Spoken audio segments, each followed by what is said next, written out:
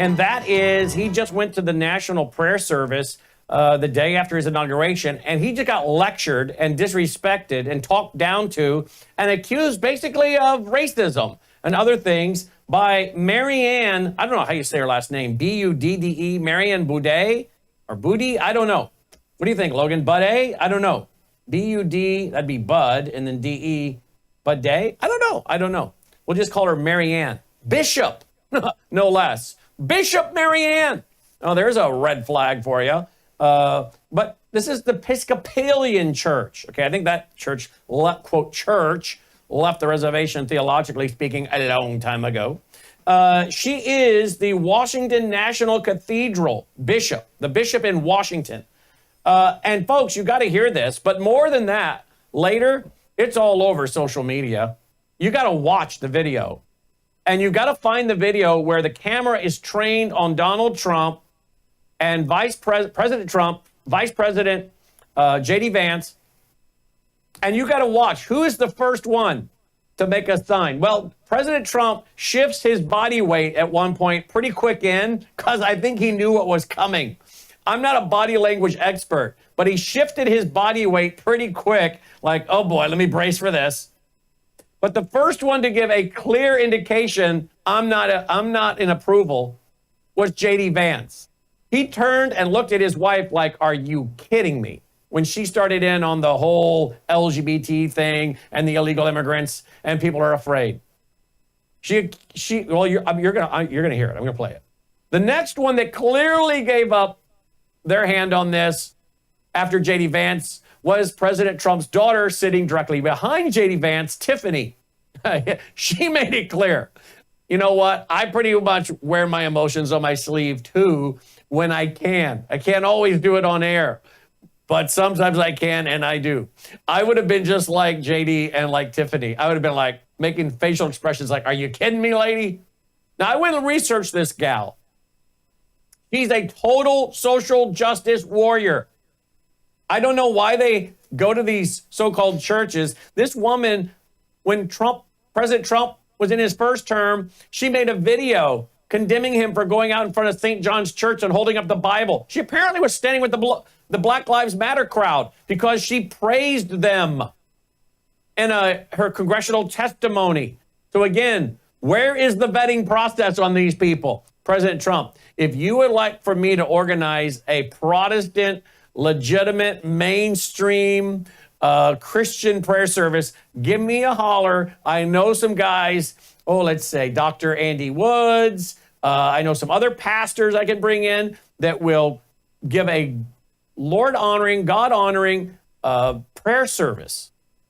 And it'll be great. And you won't have to ever worry about this. Just call me and I'll be glad to set that up for you. I don't think we can use the National Cathedral. I don't think they would let us have that building. But I'm sure being president, you could find us something.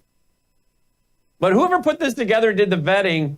All you got to do is go on the internet real quick, put her name into a search engine and find out she's openly for Black Lives Matter and for social justice. I mean, do we have to get into a whole theological thing about a woman pastor? No, now we don't. But listen to this, folks. You won't believe it. And then we now have audio of President Trump's response as he's walking back to the Oval Office of what just took place. Watch this and listen to this, radio audience.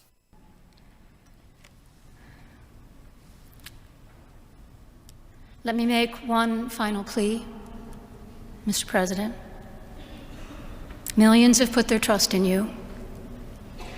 And as you told the nation yesterday, you have felt the providential hand of a loving God. In the name of our God, I ask you to have mercy upon the people in our country who are scared now. There are gay, lesbian, and transgender children in Democratic, Republican, and independent families, some who fear for their lives. And the people who pick our crops and clean our office buildings, who labor in poultry farms and meat packing plants, who wash the dishes after we eat in restaurants and work the night shifts in hospitals, they They may not be citizens or have the proper documentation, but the vast majority of immigrants are not criminals. They pay taxes and are good neighbors. They are faithful members of our churches and mosques, synagogues, wadara, and temples. I ask you to have mercy, Mr. President, on those in our communities whose children fear that their parents will be taken away, and that you help those who are fleeing war zones and persecution in their own lands to find compassion and welcome here. Our God teaches us that we are to be merciful to the stranger, for we were all once strangers in this land. May God grant us the strength and courage to honor the dignity of every human being, to speak the truth to one another in love, and walk humbly with each other and our God for the good of all people in this nation and the world. Amen. All right then. Again, that's my third or fourth time to watch that, and every time I'm zooming in on someone else's face to see their reaction. I spent more of my time that time watching the face of Eric Trump and his wife. But you'll see President Trump shift his body weight pretty quick in. He knew it was coming. And then the initial reaction that was very obvious, and appropriately so, was J.D. Vance and then Tiffany Trump. And then you could see Don Jr. and others on the back row as you get further back. It's worth watching just to watch their facial expressions, thinking to themselves, my dad was sworn in about actually 24 hours from that point, the most attacked man probably in American history by governments, media, and they're thinking to themselves, okay, we've come to a church for a prayer service and we have to sit here and listen to our father-in-law, grandfather be attacked again? Well, I looked this lady up, Mary Ann. She spent some time in Minneapolis, St. Paul at the Episcopal Church there. No shocker. Everything liberal seems to come at some point out of Minneapolis. She earned her BA in history at the University of Rochester. She's got a master's in divinity, doctor of ministry. She's written several books. I'm sure those are real gems. And when she's not working, you'll often find her riding her bicycle, cooking dinner for her friends, or visiting family. And her and her husband, Paul, have 2 adult sons. All right. That last part shocked me. But, you know, the whole thing is, I went to the website of this so-called church, the cathedral. And I just put in their old search engine, LGBTQ. Well, that came right up. Dean Hollerith, we must stop stigmatizing God's LGBTQ children. Okie dokie. Pride Month is an opportunity to go deeper with our LGBTQ friends and family. I mean, there's a lot there. Now, if you guys would like to call, be polite, please. Don't make any threats. Be polite, be courteous, be a good witness. But if you would like to call the Washington National Cathedral and express your dismay, you can do so. There's also a form on their website where there's a contact info. In fact, here's everything you need to know. Phone number, 202-537-6200. You might want to let them know what you thought of that. Apparently, the ladies over a lot of their religious institutions. I'll tell you about that in a minute. 202-537-6200 is their phone number. And you can also email them. Logan, do you know what the email is? You can also email them if you go to their website, which is cathedral.org. Cathedral.org is the website. Did any of you catch that, Logan? Can you cue that part back up before we go to Patrick Wood? Where she said the illegals are the ones that are picking our crops and making our meals and waiting on us. Well, that sounds a little racist to me. Like, Is that all they can do? Is that what you're implying? I hope that's not what you're implying. And then she goes on to say they may not have the proper documentation, but they pay taxes, something to that effect. Of course, my question would be, how are they paying taxes if they don't have the proper documentation? Here, listen to this again. Here we go.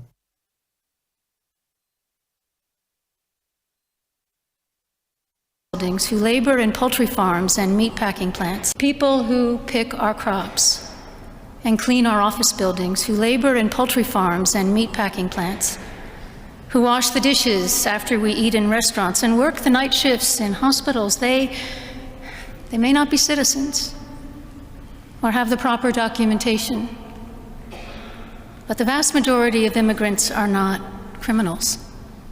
They pay taxes and are good neighbors. Okay, how are they paying taxes if they don't have the proper documentation? I'm not a lip reader, but Logan, watching JD Vance as he leans over to his wife when she says that, I would guess that he said, "Is that all they can do?" I mean, I'm just guessing because that's what I was thinking. Really? Are you implying that what are you implying, ma'am? We have immigrants that come to America that turn out to be great scientists. Really, seriously, again, think about where JD Vance's wife's family history comes from. We have a lot of people in America that are from Asia. And, we talk about white privilege in America. It's a whole chapter in my book, Marxianity. Immigrants from many of these countries are blowing white Americans out of the water when it comes to their education and their annual salaries. So to me, the way she portrayed immigrants, legal among illegal, to me in itself was a racist way of saying things. Am I the only one? So this woman is condemning President Trump for racism. Well, I think she just expressed racism. But see, this is the lunacy of the left. They claim tolerance when they're the most intolerant people around. They claim to be about peace, and yet they defend Black Lives Matter, which, lest we forget, was founded by a lady, Patricia Kallurs, who's on video stating what?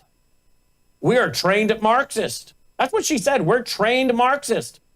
I come back, I'll play a quick clip from her.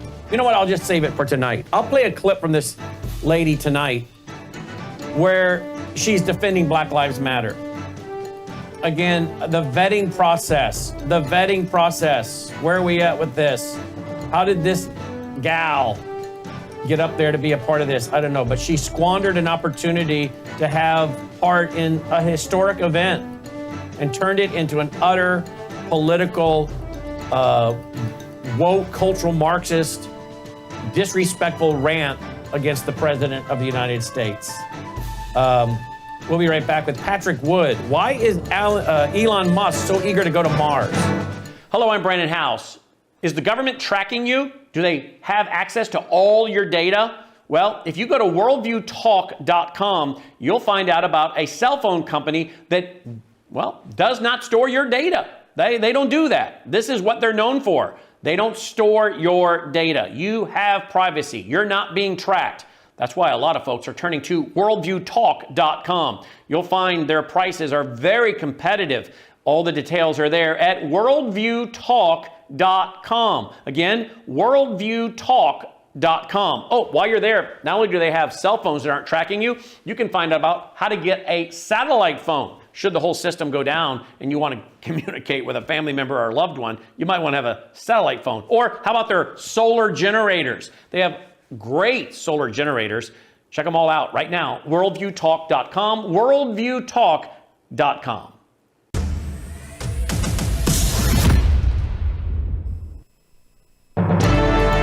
All right, welcome back. Glad you're with us. Worldview Radio, our website, worldviewradio.com. Here is an article from 2017. Jeff Bezos, the future of mankind lies in escape to outer space. That was 2017, an article at technocracy.news. Here's one.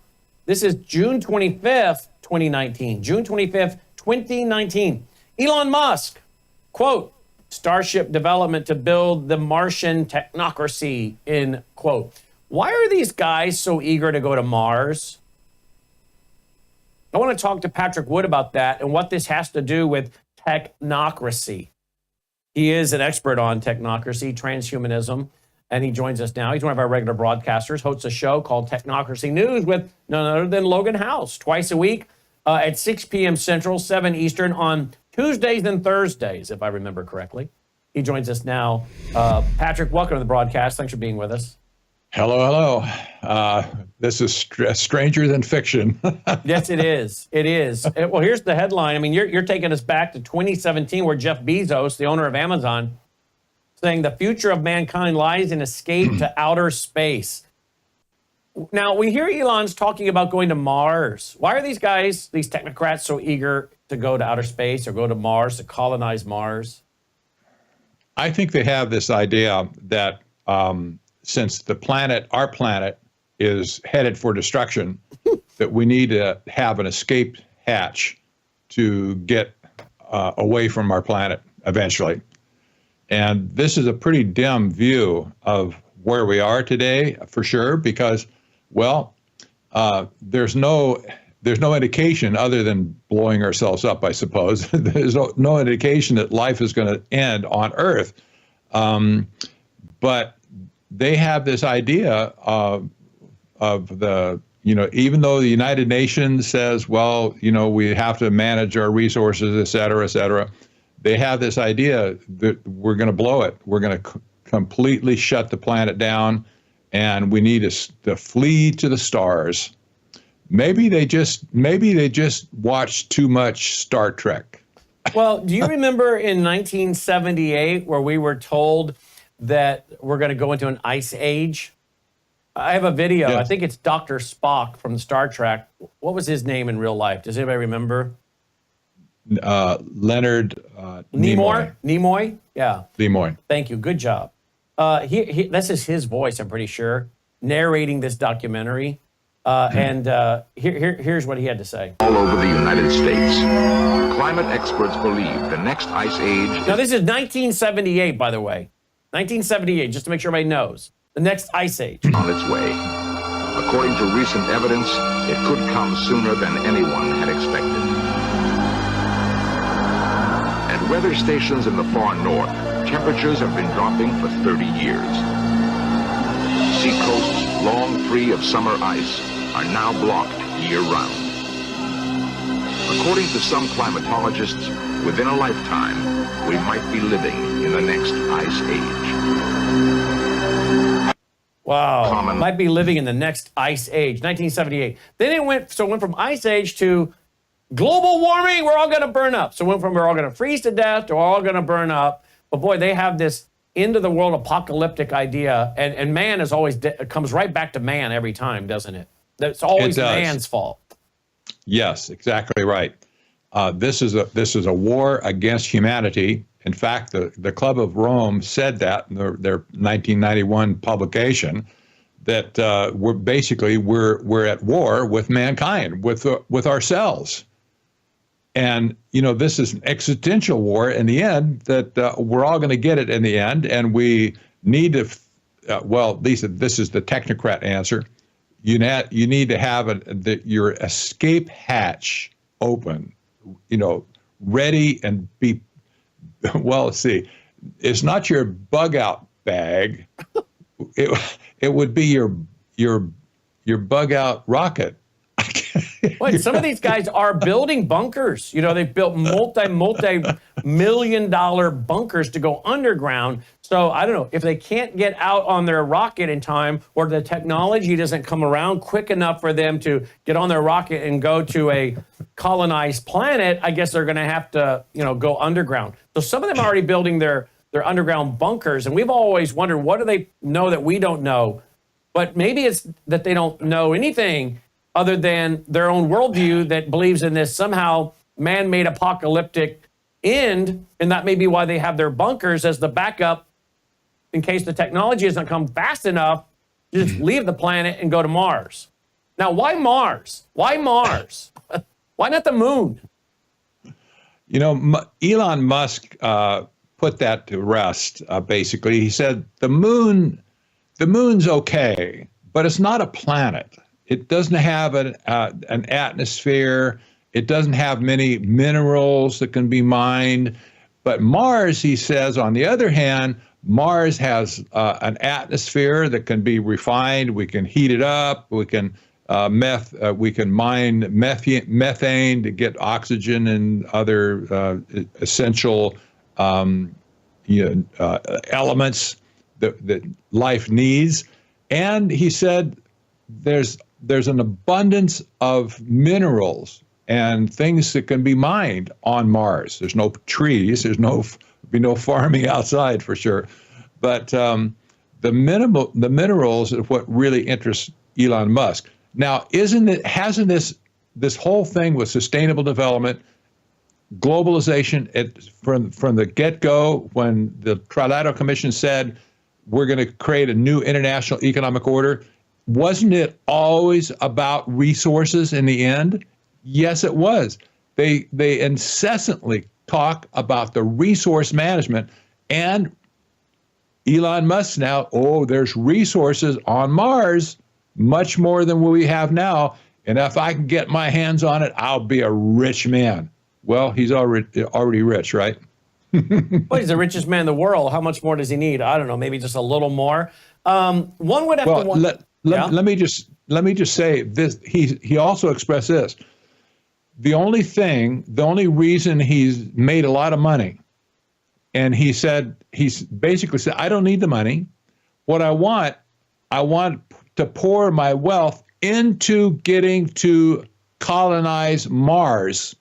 That's exactly what he said. I want to use my wealth for a lasting legacy to let the human race colonize outer space. Okay. I don't even know enough about Mars to understand, what life would be like there. I'm not really big into studying the planet and the stars. It's just not my interest. It is for some people, and I'm sure there are people in this audience that know all about Mars, can tell you all about it. Have you spent any time studying it? Do you know anything about what life would be like for those who would live on that planet, and what, the temperatures and the variation of temperatures, etc.? Yes, and I had a friend, probably 15 years ago, plus maybe 20 years ago, who was an expert on Mars. He wasn't an intellectual guy necessarily, but he followed everything he could get his hands on Mars, about Mars. And he told me all kinds of stuff along the way. And I was just fascinated with his obsession with everything Mars. That was his hobby. It was like his life. People apparently have resources like on Reddit and YouTube and the channels and stuff where you can plug in and learn all about Mars. I never took to it myself, honestly. I just figured, it's a nice thought, but it's a dead end street. And that's a biblical thought too. We'll talk about that in a minute. But people who are obsessed with Mars, they're chasing a fantasy. Basically, it's just a fantasy. Don't many of these people believe that what's destroying our planet is carbon dioxide and CO2? Yes. Right? Yes. So they're going to go. And they're creating carbon capture pipelines. Yes. To grab carbon dioxide out of the air and put it in the ground, which is very dangerous. Mm-hmm. It can explode. Of course, we need very high levels of this for growing plants, and we've shown some models recently that show how we're decreasing in our CO2, which is not good, and we're reaching levels that are dangerous for sustaining the kind of productivity and life that we need. So it's so odd that so many of these liberals are worried about CO2, but I just looked up that Mars has an atmosphere that consists of 96% carbon dioxide. So wait a minute. Why would you want to run there? It sounds like they're way ahead of us in collapsing as a livable planet, and it's not livable right now. Exactly. You're exactly right. There's no logic to what they're talking about. And Of course, you could say, well, if the technology exists to split carbon dioxide apart, you could have oxygen and carbon. That would be great. It has oxygen to breathe and maybe to raise some plants or something, but you're going to get out of the other side of that, you're still going to get CO2. So, not to mention you might get cancer while you're up there, because what we're reading is that because Mars lacks a global magnetic field, the types of disruption and auroras there differ from those on Earth. Rather than being mostly restricted to polar regions, as is the case on Earth, a Martian aurora can encompass the planet. In September 2017, NASA reported radiation levels on the surface of the planet Mars was temporarily doubled and were associated with an aurora 25 times brighter than any observed earlier due to a massive and unexpected solar storm in the middle of the month. So I guess you better have your EMP protection set up pretty quick. You're going to get some pretty good solar storms up there. Yes, indeed. We know that Elon Musk, by the way, he just doesn't want to build a small community out there. He's thinking big. He said in 2017, this article appeared. He wants to colonize Mars with 1 million people. 1 million. And then, almost in the same breath, he says it's going to be a technocracy.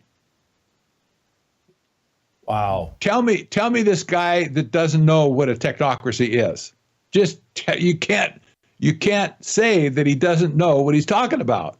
His grandfather was the head of technocracy movement in Canada during the 30s and 40s, and so he wants to transport 1 million people to Mars, maybe for $200,000 apiece, and he wants to create a technocracy. Forget stars and stripes, forget democracy, forget a constitutional republic, any other form of government that we've ever seen on Earth. Forget Marxism, for sure. He wants to create a technocracy which would be ruled by science and engineers and scientists, just like we saw in the book Brave New World. Well, 1932. When I come back, I'll tell you what the temperatures, how cold it gets on Mars, and then what's the top end, how hot does it get. Let me just say, you're going to want to pack some definite weather gear, winter weather gear. It gets really cold, according to what I'm reading. And then let's talk about the spiritual side of this. What's really going on here? My guest is Patrick Wood. His website's technocracy.news. Oh, you know what, Logan? Let's play the clip. President Trump responding to that bishop on his way into the Oval Office a while ago. We'll play that audio when we come back.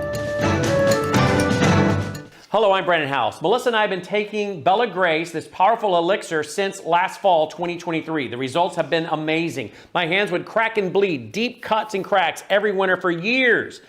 No matter what we did, we couldn't get them to stop cracking and bleeding. This year, I took Bella Grace, no cracking, no bleeding. My acid reflux, gone. Haven't had to take a Pepsid. My hair growth, the last 2 times I had my hair cut, the lady had to use thinning shears on my hair. That's amazing. We've also received incredible feedback from you, our listening audience, and the impact it's had for you. This is loaded with astaxanthin. That's a powerful antioxidant. Collagen, but top grade collagen. Studies show 95% of it is being absorbed in the body because of the way they develop it. Then we have something called cat's claw. That's an anti-inflammatory from a vine in Peru. It's the bark, and it's an anti-inflammatory. There are about 80 clinical trials on Bella Grace. Please get a subscription now and save. MelissaHouseBG.com.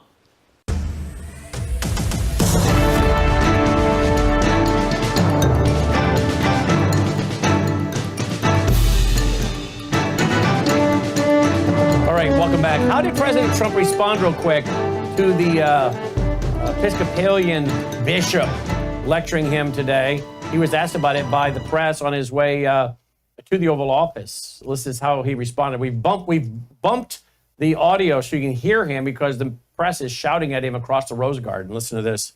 Ready to go. Mr. President, what did we think of the survey? But you, how did you? Survey. What did you think of the survey? What did you think? Did you like it? Find it exciting? Not too exciting, was it? I did think it was a good start as well. Thank you very much. Thank you, press. Thank you, press. Did you like it? Not too exciting. Did you hear him say that? Not too exciting. There you go. All right, let's go back. Oh, we also have a clip of that bishop. Was she out in the street, Logan, with Black Lives Matter? What year was that? 2020, of course it would have been. All right, let's hear what she had to say. Why did you want to come out here and send their message? It is a message of a call for justice, for swift justice for George Floyd, for systemic justice for all brown and black people who have been under the knee of this country in ways that we have witnessed time and again. This is wrong.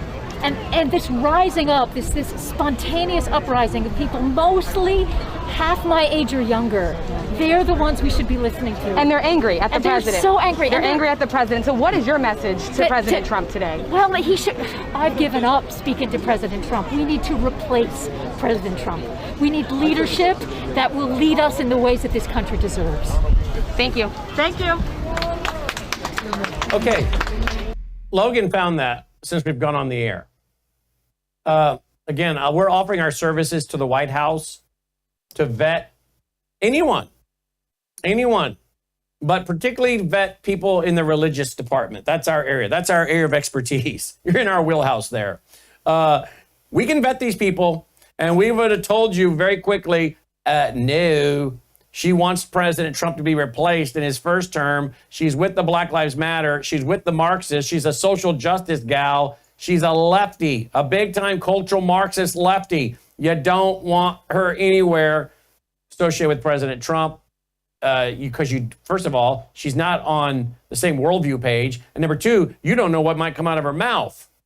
And whammo, what did we just find out? So again, we're offering our services to the White House to vet any religious people around Donald Trump, President Trump, at any event. We'll vet them for you and give you a report and video clips. And then you can decide if these are the people you want to sit in front of and listen to.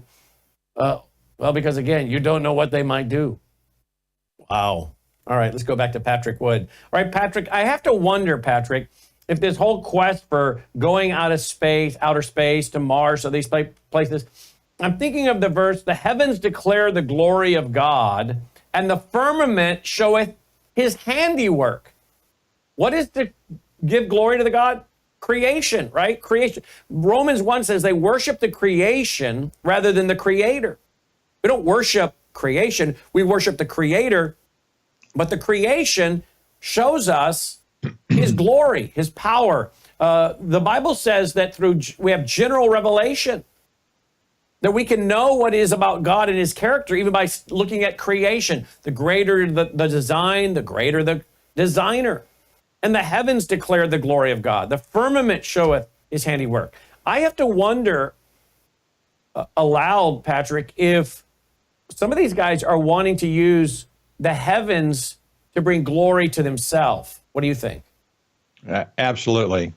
There's no glory outside of what God ascribes in the first place. If somebody dismisses God, the only thing that they could do would try to replace God and the vision that people have, that they have especially, to give glory to themselves. That's a logical outcome of this. Because when God is displaced from your worldview, what are you going to do? You say, well, if I can go to the stars and I can build something out on a planet, somewhere else in the universe, who knows? If you can do that, well, you can give glory to yourself in the end for your creation. This has been a competition along the way for creation, basically, usurping God as the creator. And people with this mechanistic worldview, they think that they can out-create God. at this point, and they can bring glory to themselves by doing so. This is why we have all this talk about nanotechnology, you know, and reinventing matter. You talk about genetic engineering, the reinventing man, and going to the stars is just an extension of that.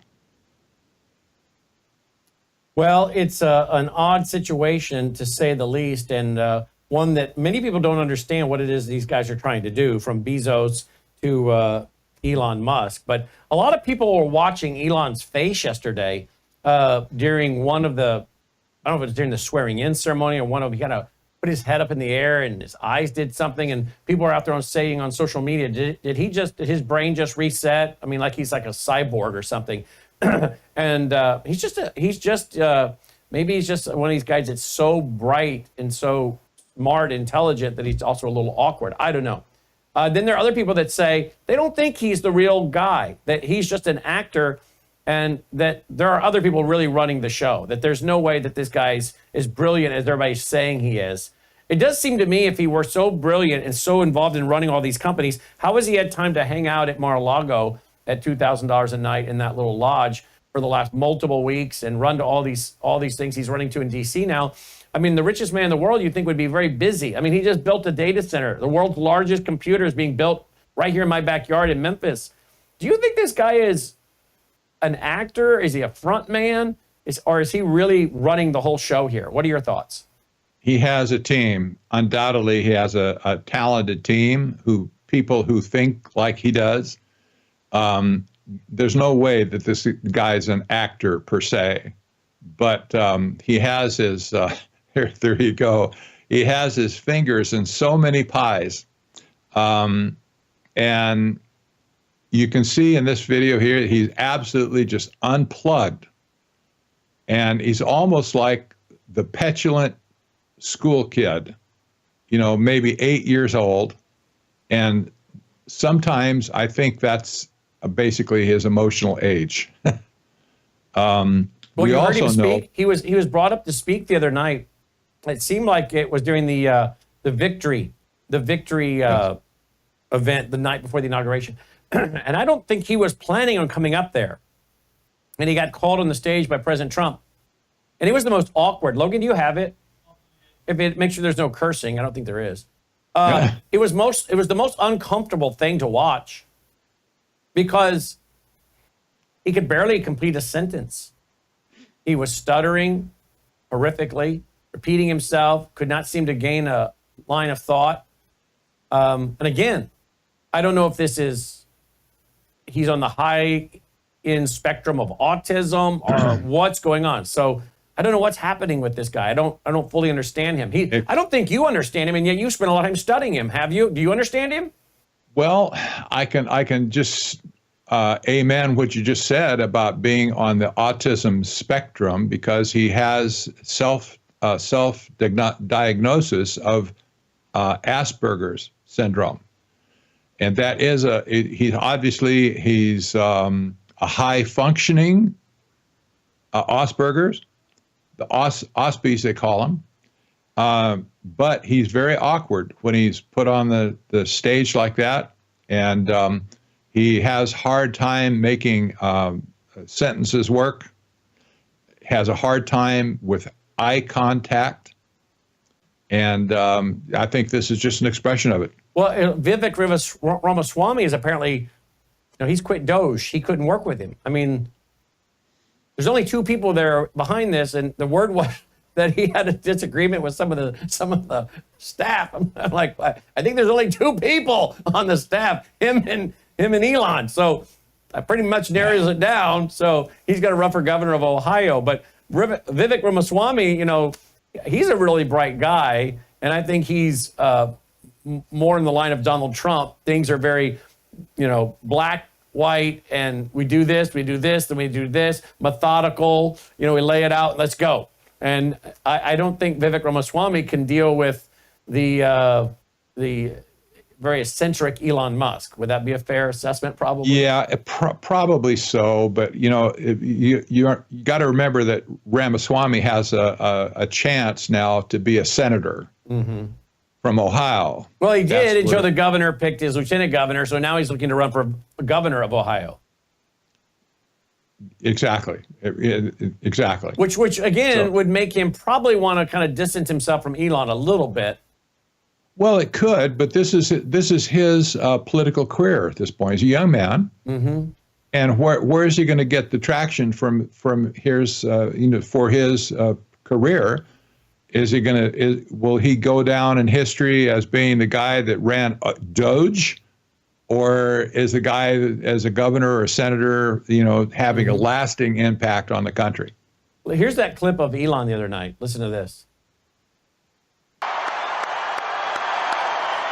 Come here, Elon. Did you see his rocket yesterday? It was captured. And X is with him. X. Come on, Elon. Say a couple of words. Okay. Thank you, Mr. President. Sorry, little X just followed me on the stage here. He's a very enthusiastic supporter, as you can see. Woo! Yeah.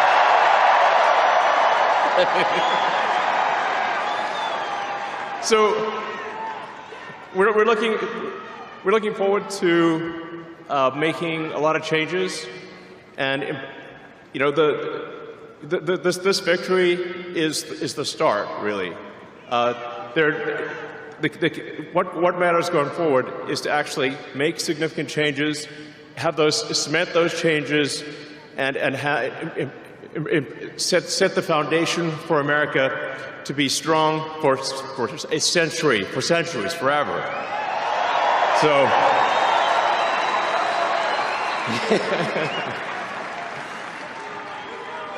And make America great again.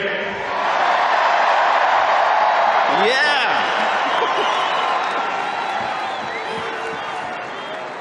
So, So we're gonna do great things. Thank you.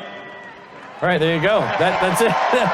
That's it. That's really, he seemed to be put on the spot, and yeah. But again, interesting. I'm trying to figure out, of course, spiritually. Now, was he married, or did he just have a child with someone that is a self-described witch? That was her. That was his girlfriend Grimes. But the kid, the son that was following him there, his name was X. Did you catch that? I did. Okay? I did. The boy does not have to worry about learning how to write his name. He just put his X on the mark, right? Well, so sort of, but you need to put his name on the screen. I know Logan can find out his name and put it up, but you won't believe what this guy's name is, really. Seriously? All right, let's open the phone lines. Really? And we'll get to that when we come back and get your feedback as well, folks. I'm interested to find out, Logan. 1-800-347-9829, 1-800-347-9829. I was on the air yesterday, 12 and a half hours, folks. And all the interviews, all the coverage is broken down into segments at worldviewtube.com. Worldviewtube.com. We'll be right back. 1-800-347-9829. Hello, I'm Brandon House. I want to thank you for all your support at wvwfoundation.com that helps make possible pushing out 24/7 content for free. Without your support, we'd have to put it all behind a paywall. But thanks to you and your support through our foundation, we're able to push it out for free as a broadcast service and broadcast ministry of WVW Foundation. Please consider going there and setting up an automatic monthly contribution, or go there and make an occasional contribution. If you prefer to support us through the mail, you'll find our mailing address there at wvwfoundation.com. You can also call and make your contribution over the phone by calling 901-825-0652. That's 901-825-0652. Again, all these details are available at wvwfoundation.com. Thank you for your support as we try to help people around the world understand the times through the lens of a Christian worldview. All right. Your thoughts, your comments, your questions, 1-800-347-9829, 1-800-347-9829. So Elon Musk, I don't know. President Trump and him are not in lockstep on all issues, because here's President Trump saying we're ending, I think he signed an executive order, we're ending all these electric vehicle mandates. We're getting rid of all that. Elon's probably like, what? Okay, let's go to before we go to the phone calls. What is his son's name? Logan went and looked it up, put it on the screen for TV people, for radio people. You're going to have to explain to me, and even I'm looking at it, you're going to have to explain to me, what does that mean? Well, it's, who knows? That's his full name? That's his full name.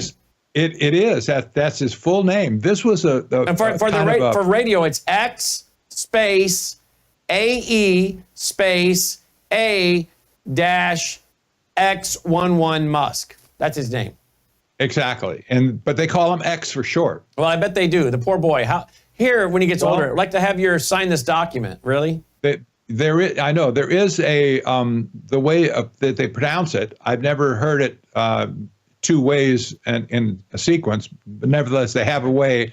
They get the AI out of that somehow. I don't know how, but this was a convention for a lot of people back in the 30s and 40s to name their sons cryptically, like this, with weird names. And let's not forget, his grandfather, Elon's grandfather, was one of the, three men or whatever that founded Technocracy Incorporated in the 1930s and was pushing out of Columbia University for technates, a North American Union for these technates or 15-minute cities where we have urbanates and urbanites. Exactly. So I'm sure all the people who got named cryptically in that era probably changed their name when they got to be 15, 16 years old. As soon as they could go to court, and tell the judge, my parents are nuts. Can you please give me a better name? Exactly. That's a nice looking kid, though. It's a nice looking boy. Yeah. But he says his name. Apparently, he says his own name. Let's hear it, Logan. Okay, he's got to boost the audio. He says his own name. The little boy does. Okay, I guess so. All right, we got mini me here. It certainly is. Mini me, you complete me. What's your name? What's your name? Actually, I'm going to show you. Should we help President Trump? Yeah. Okay, I don't know, but he seems to know his name. Let's go to the phone lines. 1-800-347-9829. Smitty, line one. Hi, Smitty. Thanks for calling in. Oh, Brandon, it's awesome to speak with you. A real honor. I've been listening to you since the 90s here in the Milwaukee area, WBCY. Yes. Your family and your whole team are constantly in my prayers. Well, I can't thank you enough for the work you do. You're very kind, Smitty. The comment I wanted to make is after watching the inauguration yesterday and then that Episcopal service this morning, my mind was immediately drawn to Matthew 24:22, which tells us that for the sake of the elect, if these days are not shortened, even my very elect would be deceived, if that were even possible.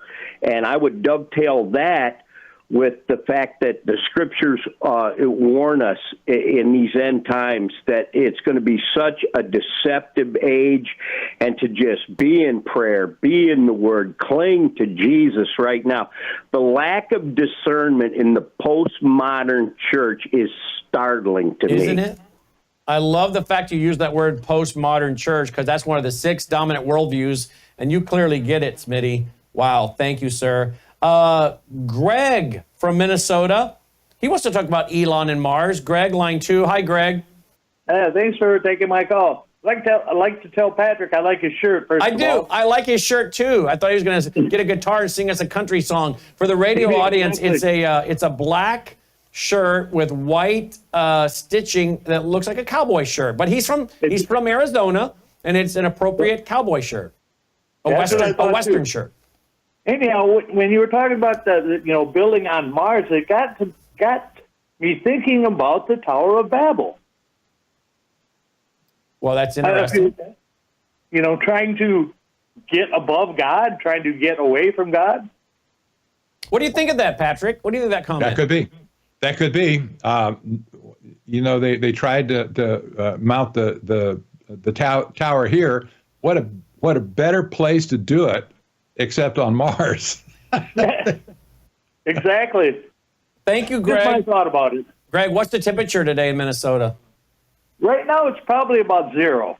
We We're supposed to be getting into the 20s and 30s. Well, that'll feel like a heat wave. I talked to some folks last night that called in. They were negative 15 regular temperature, regular temp. Yeah, I heard them, and I like. That was about the same here. I live in southern Minnesota, so. Well, okay. Well, stay warm, my friend. Speaking of southern Minnesota, last week 2 weeks ago, we had Sarah in our studio doing almost a 3-hour interview about her husband, a deputy sheriff who went to the rally on January 6th. He had been in a car wreck. His car was flipped 12 times. A miracle he survived. But because of that wreck, he was off work. And he went to the Capitol with some friends, and that's where he got caught up in it. And they sentenced him to 70 months in prison. She talked about what they did to him, even though he helped a police officer get up off the ground when he got knocked down. The police officer thanked him. I am pleased to say we now have a picture of him standing outside the Federal Correction Facility in Rochester, Minnesota. Thanks to President Trump signing a pardon to 1,500 last night in the Oval Office. Her husband, Sarah's husband, is now out. So amen to that. Zoe in Illinois, line 4. Go ahead, Zoe. Oh, I'll tell you, you sent me off on so many tangents. This poor ex-child. I wonder if they go to special schools and is the middle initial Y or is it chromosome or and can you imagine kids asking him, "Can I watch a movie?" Or I mean, this is cruel to do this to this boy. But anyway, I was with some people yesterday watching the inaugural, and we all agreed we're not going to Mars. Yeah, we're not. Let me try to get David. We're not going. Thank you, Zoe. David from South Florida. Go fast, David. I'll slip you in. Go, David. Hey, Brandon, just wanted to make a comment as far as Elon Musk there. You're teaching the other day as far as the North American Union, and we're wondering how much Elon is going to influence President Trump according to that. Look how much he's influenced him already as far as the Mars issue.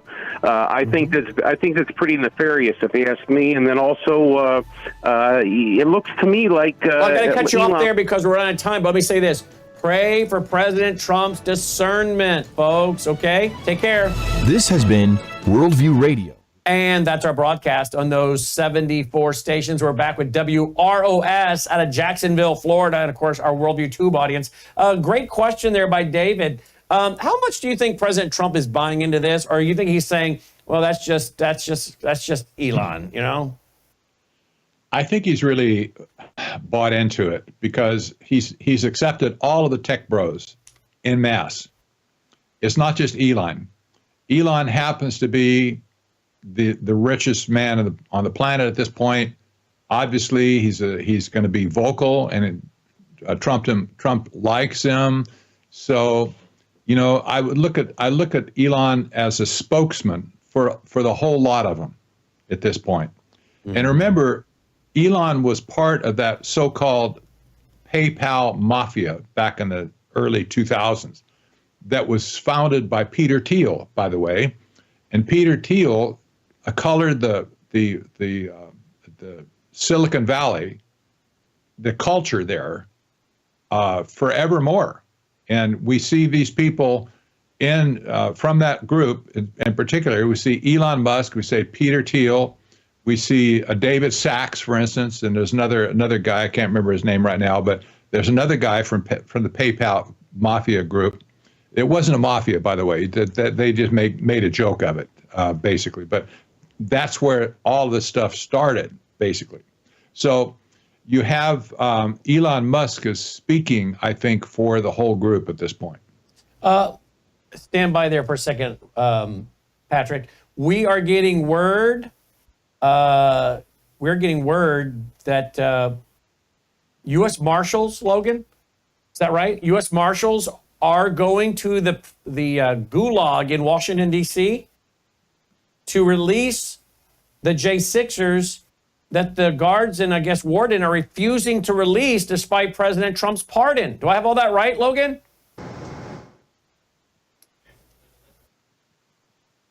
There's a list of them that are being refused to be being released. Where's that list, Logan? You have a list. Logan's going to show it up on the screen. I don't understand wow, look at that list. Now, President Trump signed the executive order. We just saw the picture of Sarah's husband out of the federal prison in Rochester, Minnesota. But these guys in the gulag there in D.C. cannot follow the pardon.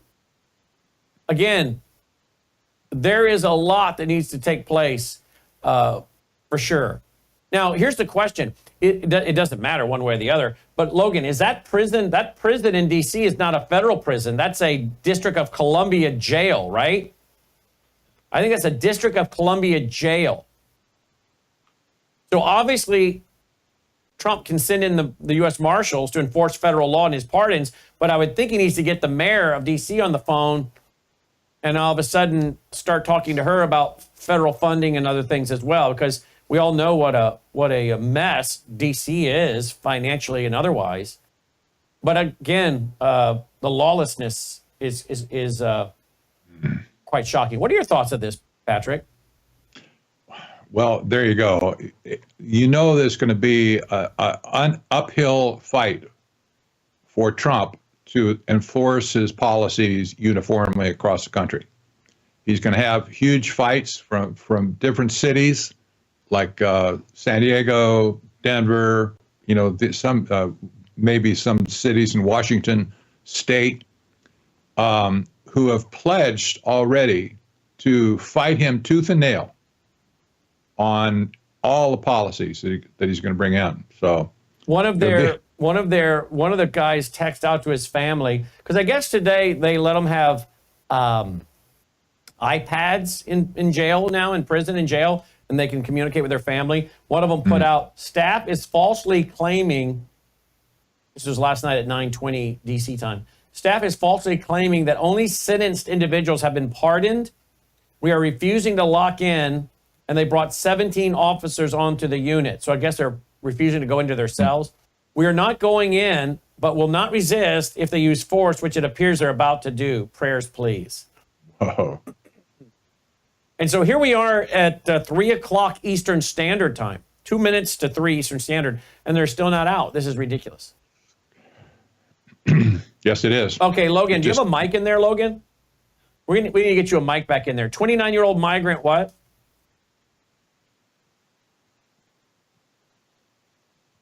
U.S. migrant stabbed 4 Israelis in a cafe in Tel Aviv. And he's been shot dead.